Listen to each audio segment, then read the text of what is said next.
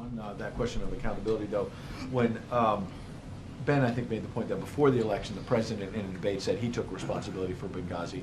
Before the election, Secretary Clinton did a series of interviews, I think, in Peru, where she said she took responsibility. But now, after the election, after the report comes out, we hear about 3 or 4 State Department people taking the fall. How is it that they're taking responsibility when the president and Secretary of State say... So let me just get this straight.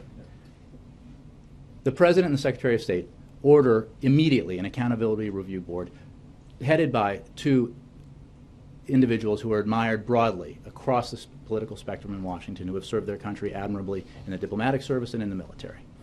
That report is extremely detailed. It is very critical of both inadequacies in our security and in decisions and actions that were taken. Immediately, accountability has been brought to bear with regard to 4 individuals who are very senior. And your question is, why aren't they being... This is the State Department. The Secretary of State said she understood that State Department embassy security was on her watch and action has been taken. Okay, but those people are taking the fall. I'm just asking. So the Secretary of They're State... not taking the fall, Well, what Ed. are they doing? Somebody resigned. Taking the fall got suggests that this is an accountability and responsibility. That's what it is. What are you suggesting?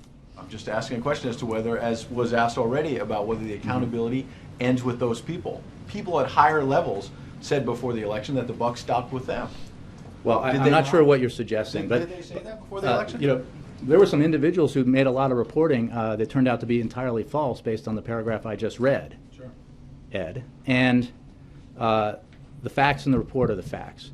The accountability that's been taken is being taken. And I think it demonstrates the President's seriousness on this issue, a seriousness that is not just limited to steps we need to take to improve our security for our diplomats around the world, but also the steps that we are continuing to take to make sure that the individuals who took the lives of 4 brave Americans are brought to justice, and that effort continues.